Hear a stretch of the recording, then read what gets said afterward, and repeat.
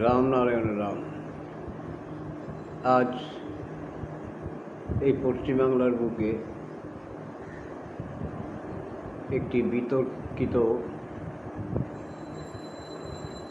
মন্তব্য করেছেন একজন ব্যক্তি।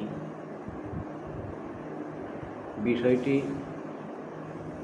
নেতাজি সুভাষচন্দ্র বসুকে নিয়ে। সেই প্রসঙ্গে আমি দু একটি কথা বলতে চাই। নেতাজি সুভাষচন্দ্র বসু এই বাংলা তথা ভারতবর্ষের মানুষের কাছে শুধু একজন ব্যক্তি নন, তিনি একটি আদর্শ, যাকে চিন্তা করতে হলে অনেক জানা বোঝার প্রয়োজন আছে। তার সম্পর্কে কিছু বলতে গেলে সেখানেও অনেক জানা বোঝার প্রয়োজন আছে। কিন্তু বড়ই পরিতাপের বিষয়, কোনো এক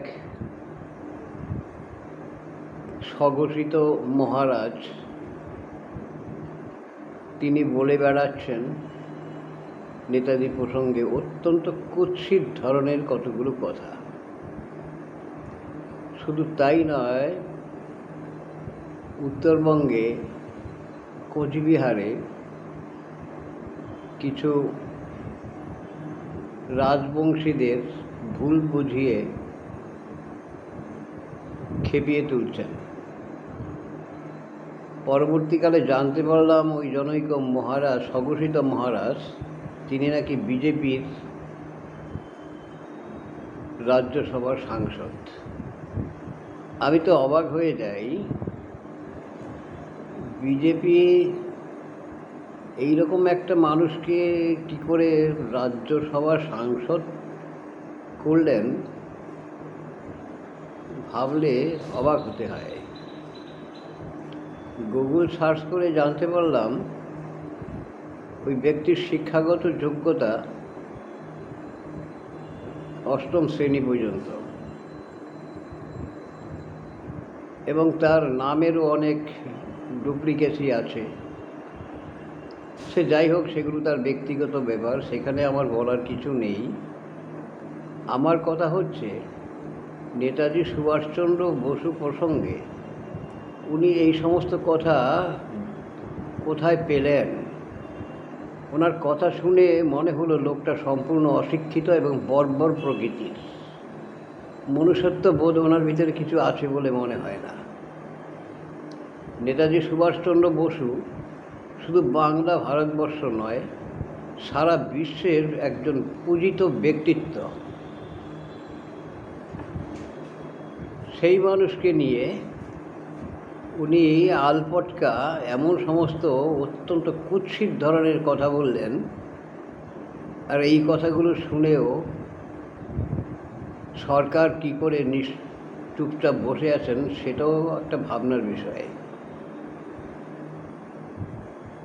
নেতাজি সুভাষচন্দ্র বসু এই ভারতবর্ষের প্রথম প্রধানমন্ত্রী হিসাবে স্বীকৃতি দিয়েছেন আমাদের বর্তমান মাননীয় প্রধানমন্ত্রী নরেন্দ্র মোদী। ওনার ইতিহাসটা জানতে হয়। ভারত স্বাধীন হয়েছিল 1945 সালে খুব সম্ভবত। তিনি আইএনএ সরকার তৈরি করে সরকারের দায়িত্বে ছিলেন এবং পৃথিবীর 7টা দেশ সেই সরকারকে স্বীকৃতি দিয়েছিল। কিন্তু পরবর্তীকালে ভারতবর্ষের অভ্যন্তরীণ কিছু বেঈমান, বিশ্বাসঘাতক এবং বিশ্বযুদ্ধে জাপানের পরাজয়ের ফলে সেই সরকার টিকল না। ভারতবর্ষ যেটুকু স্বাধীন হয়েছে তার কৃতিত্ব সব থেকে প্রথমেই বলতে হয় নেতাজি সুভাষচন্দ্র বসু।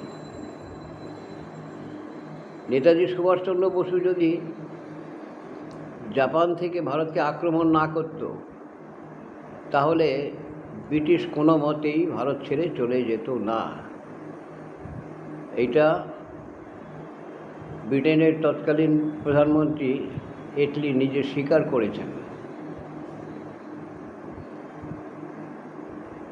আর এই জনৈক স্বঘোষিত মহারাজ তিনি যে সমস্ত কথাগুলো বলছেন, ওনাকে তো জবাবদিহি করতে হবে। উনি ভুলে গেছেন এই বাংলা তথা ভারতবর্ষের প্রতিটি মানুষের হৃদয়ে বসে আছেন নেতাজি সুভাষচন্দ্র বসু। আমরা সাধারণ মানুষ তাকে শ্রদ্ধার সঙ্গে স্মরণ করি। এমনকি আমাদের মধ্যে অনেকেই আছেন তাদের কাছে নেতাজি প্রাতঃস্মরণীয় হয়ে আছেন এবং থাকবেন। আগেই বলেছি, নেতাজি কোনো ব্যক্তির নাম নয়, একটি আদর্শ। নেতাজি একটা আদর্শ। সেই নেতাজি সুভাষচন্দ্র বসুর নামে যে সমস্ত কথা বলছেন ওই জনৈক স্বঘোষিত মহারাজ, তাতে আমরা খুবই ব্যথা পেয়েছি, খুবই দুঃখ পেয়েছি। পরবর্তীকালে পশ্চিমবঙ্গের বিজেপির রাজ্য সভাপতি মহাশয় মাননীয় শ্রমিক ভট্টাচার্য মহাশয়, তাকে আমরা সবাই শ্রদ্ধার চোখে দেখি এবং আমরা জানি তিনি অনেক শিক্ষিত ব্যক্তি এবং ব্যক্তিত্ব সম্পন্ন, রুচিবোধ সম্পন্ন। তিনিও এমন একটা কথা বললেন, আমি তো অবাক হয়ে গেলাম। মিডিয়াতে শুনে অবাক হয়ে গেলাম। তিনি বললেন, নেতাজিকে যদি কংগ্রেস তাড়িয়ে না দিত তাহলে দেশভাগ হতো না। মাননীয় শ্রমিক ভট্টাচার্যের মহাশয়ের কাছে আমারও জানার ইচ্ছা, তিনি কোথায় পেলেন, কোন ইতিহাস থেকে পেলেন যে কংগ্রেস নেতাজি সুভাষচন্দ্র বসুকে তাড়িয়ে দিয়েছেন। এই কথাটা উনি কোথায় পেলেন? সুভাষচন্দ্র বসু স্বেচ্ছায় কংগ্রেস ত্যাগ করেছেন। কারণ একমাত্র গান্ধী। হরিপুরা কংগ্রেসে নেতাজি বিপুল ভোটে জয়ী হলেন। নেতাজির এগেনস্টে যে দাঁড়িয়েছিলেন তিনি গান্ধীর মনোনীত ব্যক্তি। আর নির্বাচনের ফল ঘোষণার পরে গান্ধী বললেন, সীতারামাইয়ের পরাজয় আমার পরাজয়। নেতাজি সুভাষচন্দ্র বসু গান্ধীকে খুব শ্রদ্ধা করতেন,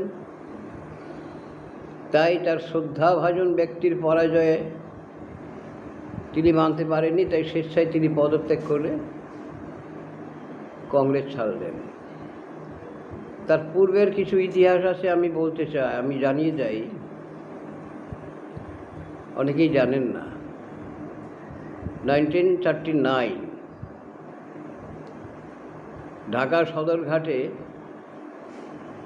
নেতাজির উপস্থিতিতে একটি সমাবেশ হয়েছিল। সেই সমাবেশে আমার পরমারাধ্য গুরুদেব জন্মসিদ্ধ ঠাকুর শ্রী শ্রী বালক ব্রহ্মচারী মহারাজ আমন্ত্রিত ছিলেন। তিনি সেখানে উপস্থিত ছিলেন। সেখানে ঠাকুরের যারা ভক্ত শিষ্য ছিল, স্বেচ্ছাসেবক হিসাবে সেই সমাবেশের কার্যকারিতা দেখে নেতাজি সুভাষচন্দ্র বসু অবাক হয়ে গেছিলেন। নেতাজি সুভাষচন্দ্র বসুকে আমার পরমারাধ্য গুরুদেব ঠাকুর বালক ব্রহ্মচারী মহারাজ, যদিও তিনি তখন খুবই ছোট, তিনি বলেছিলেন নেতাজি সুভাষচন্দ্র বসুকে যে বোস চিত হয়ে শুয়ে থেকে দেশ স্বাধীন করতে পারবে না, তুমি সবাইকে লাঠি ধরা শেখাও। ঠাকুর বালক ব্রহ্মচারী মহারাজের কাছ থেকে শুনেছি অনেক কিছুই প্রকাশ্যে বলতে পারেননি তিনি। অর্থাৎ যেই গান্ধীর অহিংস নীতিতে স্বাধীনতার আন্দোলন চলছে, সে আন্দোলন সার্থক হবে না তিনি জানতেন। তাই নেতাজি সুভাষচন্দ্র বসুকে বলেছিলেন যে চিত হয়ে শুয়ে থেকে দেশ স্বাধীন হবে না, তুমি সবাইকে লাঠি ধরা শেখাও। তারপরে অনেক ঘটনা ঘটেছে। আমাদের বিশ্বাস নেতাজি সুভাষচন্দ্র বসু ঠাকুরের সেই কথা শুনেই কংগ্রেস পরিত্যাগ করার মনোবাসনা সৃষ্টি হয়েছিল তার মনে, এবং ঠাকুর বালক ব্রহ্মচারী মহারাজ যে এক বিরাট ঐশী শক্তি সম্পন্ন ব্যক্তিত্ব নেতাজি সুভাষচন্দ্র বসু বুঝেছিলেন।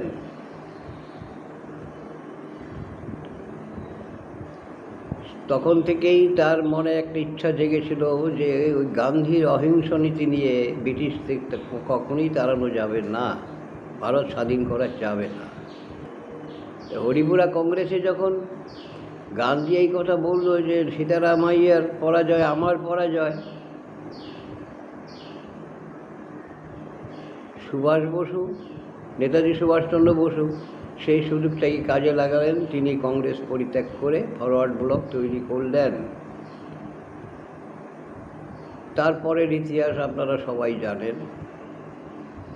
আর ওই স্বঘোষিত মহারাজ বলছেন জার্মানের সৈন্য নিয়ে সুভাষ বসু অপব্যবহার করেছেন। ওই অশিক্ষিত মানুষটা কোথায় পেলেন? তিনি জার্মানের সৈন্য নিয়ে ভারত আক্রমণ করেছিলেন। জার্মান কোথায় আর জাপান কোথায়? ঠাকুর ভারত থেকে ব্রিটিশের চোখে ধুলো দিয়ে তিনি বেরিয়ে চলে গেলেন, সরাসরি জার্মানেই গেছিলেন প্রথম, কারণ তিনি জানতেন শত্রুর শত্রু আমার মিত্র। তাই জার্মানে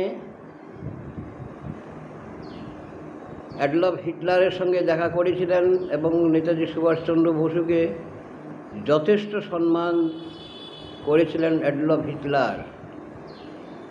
নেতাজি সুভাষচন্দ্র বসু তার পরিকল্পনার কথাগুলো বলাতে অ্যাডলফ হিটলার খুব খুশি হলেন এবং বললেন ব্রিটিশ ইন্ডিয়াকে আক্রমণ করতে হলে জার্মান থেকে অনেক অসুবিধা হবে। তাই তিনি নেতাজিকে পাঠিয়ে দিলেন জাপানে জেনারেল তোজোর সাথে দেখা করার জন্য।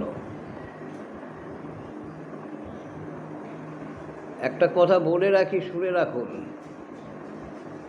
জার্মান থেকে এক সাবমেরিনে করে যখন নেতাজিকে পাঠানো হয়, সাবমেরিনের পাইলটকে হিটলার বলেছিলেন চলার পথে কোথাও আক্রমণ করবে না, কোনো বিপদের ঝুঁকি নেবে না, মনে রেখো পৃথিবীর সবচেয়ে মূল্যবান সম্পদ তোমার হাতে তুলে দিলাম, তুমি তাকে জাপানে নিরাপদে পৌঁছে দেবে। কি বুঝেছিলেন হিটলার নেতাজিকে দেখে? এই কথা তিনি বললেন, পৃথিবীর সবচেয়ে মূল্যবান সম্পদ তোমার হাতে তুলে দিলাম, নিরাপদে তাকে পৌঁছে দেবে। হিটলার এই কথা বললেন কি বুঝে আপনারা চিন্তা করুন। যাই হোক, জাপানে পৌঁছালেন। জাপানের মন্ত্রিসভায় ছিলেন ভারতবর্ষের বিপ্লবী রাসবিহারী বসু। সেই রাসবিহারী বসু বিপ্লব সংগঠিত করার জন্য ব্রিটিশের চোখে ধুলো দিয়ে তিনিও জাপানে চলে গিয়েছিলেন এবং পরবর্তীকালে জাপান সরকারের মন্ত্রিসভায় তিনি মন্ত্রী হলেন। একজন বিপ্লবী, তার মধ্যে চিন্তা ছিল কি করে ভারতকে স্বাধীন করবেন। তাই জাপানের মন্ত্রিসভায় থেকেও তার চিন্তা ছিল ভারত মায়ের জন্য, ভারত মাকে স্বাধীনতা, স্বাদ, পরাধীনতার শৃঙ্খল থেকে মুক্ত করার চিন্তাই সদা সর্বদা তার মনে কাজ করত। তাই দ্বিতীয় বিশ্বযুদ্ধের সময় যে সকল ভারতীয় ব্রিটিশ সৈন্যরা জাপানে ধরা পড়েছিল, তাদেরকে নিয়ে, তাদেরকে মাতৃমন্ত্রে দীক্ষিত করে ভারত প্রীতি তাদের মনে জাগিয়ে তাদের নিয়েই বিপ্লবী রাসবিহারী বসু গড়ে তুলেছিলেন আইএনএ বা আজাদ হিন্দ ফৌজ। রাসবিহারী বসুর বয়স বেশি হয়ে যাওয়াতে তিনি চিন্তা করছিলেন এই বিরাট যে ফৌজ তৈরি করেছেন আজাদ হিন্দ বাহিনী, এর নেতৃত্ব কার হাতে দেওয়া যায়।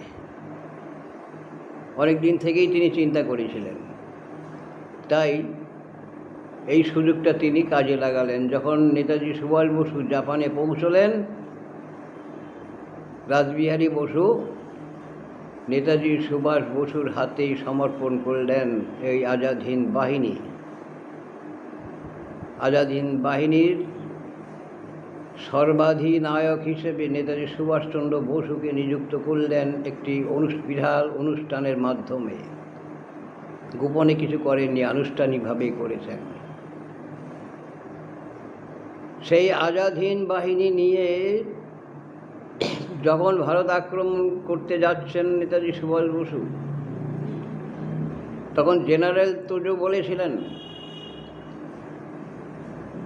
এই ভারত আক্রমণ করার জন্য আপনি আমাদের সুশিক্ষিত ফার্স্ট ব্যাটালিয়নের একটা সৈন্যদল সাথে নিন। নেতাজি পরিষ্কার বললেন, না, আমি আমার দেশমাকে উদ্ধার করতে যাচ্ছি, মুক্ত করতে যাচ্ছি, আমি কোনো বিদেশি মানুষ নিয়ে করব না, আমি আমার স্বদেশের মানুষ নিয়েই আমি ভারত মাতাকে শৃঙ্খল মুক্ত করব। তাহলে ভাবুন, একবার চিন্তা করুন, ওই পজিশনে কত বড় বুকের পাটা থাকলে, কত বড় সৎসাহস থাকলে তিনি এই কথা বলতে পারেন। জাপান সরকারের আর্থিক সহযোগিতায় কিন্তু তৈরি হয়েছিল আজাদ হিন্দ বাহিনী, কিন্তু নেতাজি সুভাষচন্দ্র বসু তার কথা রাখেননি যে না, আমার দেশকে রক্ষা করব, আমার দেশকে উদ্ধার করব আমার দেশের মানুষ নিয়ে, বিদেশিদের নিয়ে নয়। মোটামুটি সংক্ষিপ্তভাবে এই ছিল ঘটনা। অথচ কি আশ্চর্য ব্যাপার, ওই জনৈক স্বঘোষিত মহারাজ দুমদাম করে উল্টাপাল্টা বলে গেলেন এবং একজন প্রবীণ এবং শিক্ষিত মানুষ হয়ে মাননীয় শ্রমিক ভট্টাচার্য মহাশয় কী করে বললেন যে কংগ্রেস নেতাজিকে বিতাড়িত করেছিল। অবাক হতে হয় আমাদের, এর উদ্দেশ্যটা কি? এবারে এর ভিতরে নিশ্চয়ই কোনো উদ্দেশ্য আছে কি? ওই জনৈক যে স্বঘোষিত মহারাজ, আমার তো মনে হয় একটা বিচ্ছিন্নতাবাদ সৃষ্টি করার উদ্দেশ্যে তিনি এগুলো করছেন। কারণ ভালো করেই জানেন এই বাংলা ভারতবর্ষের বেশিরভাগ মানুষ নেতাজিগত প্রাণ। নেতাজি প্রত্যেকটা মানুষের মধ্যে অবস্থান করছেন, প্রত্যেকটি মানুষের মনে। একটা জিনিস লক্ষ্য করে দেখবেন, এখানে বলা হয় গান্ধী নাকি জাতির পিতা। কী করে জাতির পিতা বলেন জানি না। যখন 15ই আগস্টে তথাকথিত স্বাধীনতা দিবস পালন করা হয়, বিভিন্ন ক্লাবে, স্কুলে, বিভিন্ন সংস্থায় যখন জাতীয় পতাকা উড়ানো হয়, তখন দেখবেন সেই জাতীয় পতাকা তুলবার সময় সব জায়গাতেই সুভাষচন্দ্র বসুর ফটো থাকে। ওটা কেউ শিখিয়ে দেয়নি, স্বতঃস্ফূর্তভাবে মানুষ এটা করছে। কেউ শিখিয়ে দেয়নি ওখানে গান্ধীর ছবি বাদে না দিয়ে তোমরা সুভাষচন্দ্র বসুর ছবি রাখো, কেউ শিখিয়ে দেয়নি। এ থেকেই বুঝে নিতে হয় নেতাজি সুভাষচন্দ্র বসু মানুষের অন্তরে কোন জায়গায় বিরাজ করছেন। প্রত্যেকটা ক্লাব, প্রত্যেকটা স্কুল যেখানেই স্বাধীনতা দিবস পালন করা হয়, জাতীয় পতাকা উত্তোলন করা হয়, সেখানেই দেখবেন নেতাজি সুভাষচন্দ্র বসুর ছবি থাকছে। শ্রদ্ধা জানাবার জন্য প্রত্যেকে শ্রদ্ধা জানাচ্ছে। কারো তো শেখানো কথাই এটা করেননি। সেখানে তো জওহরলাল নেহরুর ছবি নেই, সেখানে তো গান্ধীর ছবি নেই, সেখানে অন্য কোনো নেতা নেত্রীর ছবি নেই, সেখানে নেতাজি সুভাষচন্দ্র বসুর ছবি। মানুষের মন থেকে আসছে, এটা মানুষের অন্তর থেকে আসে। এখান থেকেই বোঝা যায় নেতাজি সুভাষচন্দ্র বসু প্রত্যেকটি মানুষের অন্তরে বিরাজ করছেন। তিনি একটি আদর্শ, তিনি শুধু মানুষ নন, ভারতের প্রত্যেকটা মানুষ তাকে আদর্শ হিসাবে দেখে। লক্ষ্য করে দেখবেন, আমি নিজেও নেতাজিকে দেখিনি কোনো দিন, বা এই বর্তমান প্রজন্মের আমার মনে হয় বেশিরভাগ মানুষই নেতাজি সুভাষচন্দ্র বসুকে দেখেননি। অথচ নেতাজির নাম উচ্চারণ করার সঙ্গে সঙ্গেই শরীরে একটা শিহরণ জেগে ওঠে, একটা বৈপ্লবিক চিন্তা, একটা বিরাট একটা শক্তি যেন সঞ্চারিত হয় মানুষের শিরায় উপশিরায়। এগুলো কি এমনি এমনি হয়? কোথায়? আরও তো অনেক লোক আছে, তাদের নাম উচ্চারণ করার সময় তো এগুলো হয় না। সুতরাং আমি এই পশ্চিমবঙ্গ সরকার তথা ভারত সরকারের কাছে সনির্বন্ধ অনুরোধ করব, তথাকথিত ওই জনৈক মহারাজ, স্বঘোষিত মহারাজ, তাকে যেন এর যথাযথ বিচার করা হয়। কারণ আমার দৃঢ় বিশ্বাস ওই তথাকথিত জনৈক মহারাজ একটা বিচ্ছিন্নতাবাদ ঢুকিয়ে দেবার চেষ্টা করছে। অনেক দিনের লাঞ্ছনা গঞ্জনা অত্যাচার সহ্য করে আজ একটা স্থিতিশীল সরকার প্রতিষ্ঠা পেয়েছে। অনেকেই এটা পছন্দ করে না, অনেকেই চায় না এ সরকার স্থিতিশীল অবস্থায় থাক। ওই জনৈক স্বঘোষিত মহারাজ যে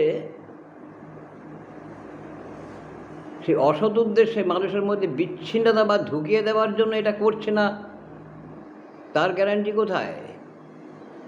রাজবংশী মানুষগুলো সদা সরল মানুষ, প্রকৃতির মানুষ হয়, ওরা স্পষ্টবাদী মানুষ, ওরা কখনো অন্যায়ের পক্ষপাতিত্ব করে না। সেই রাজবংশী মানুষের মধ্যে কিছু মানুষকে খেপিয়ে দিয়ে একটা অরাজকতা সৃষ্টি করার চেষ্টা করে যাচ্ছে ওই স্বঘোষিত মহারাজ। সুতরাং ভারত সরকারের কাছে সনির্বন্ধ অনুরোধ করব, এর যথাযথ বিচার আপনারা করবেন এবং ওই স্বঘোষিত মহারাজকে ইমিডিয়েটলি বরখাস্ত করে দিন। তা না হলে কিন্তু মানুষের ক্ষোভ থামবে না। এই ক্ষোভ কোথায় গিয়ে দাঁড়াবে বলা বড় মুশকিল। যাই হোক, আমার সনির্বন্ধ অনুরোধ আমি রাখলাম। আমি কোনো রাজনৈতিক দলের লোক নই। আমি আমার গুরুদেব জন্মসিদ্ধ ঠাকুর শ্রী শ্রী বালক ব্রহ্মচারী মহারাজের একজন অত্যন্ত নগণ্য সন্তান, বেদ প্রচারক। আমার কাজ ঠাকুর বালক ব্রহ্মচারী মহারাজ যে বেদের তত্ত্ব দর্শন দিয়েছে সারা বিশ্বে এক জাতি এক নীতি এক সমাজ ব্যবস্থা রাষ্ট্র ব্যবস্থা পরিবর্তন করার জন্য, সেই কথাগুলোই আমাদের চতুর্দিকে প্রচার করার কাজ। সেই কাজই আমরা করছি। কে সরকারে এলো আর কে গেল সেই নিয়ে আমাদের মাথা ব্যথা নেই। আমরা কোনো সরকারের বিরোধিতাও করছি না, আর কাউকে নিমন্ত্রণ করে এনে ডেকেও বসাচ্ছি না। যখন যেই সরকারই আসুক, জনগণ যাকে ভোট দিয়ে দেবে থাকবে, যদি ভালো কাজ করে আমরা সমর্থন করব, তার অন্যায় দেখলে আমরা প্রতিবাদ করব। তাই আমার সনির্বন্ধ অনুরোধ রেখে গেলাম, আপনারা এটা নিয়ে চিন্তা করবেন। আপনাদের শুভ বুদ্ধি উদয় হোক, এই কথা বলে আমি শেষ করছি। রাম নারায়ণ রাম।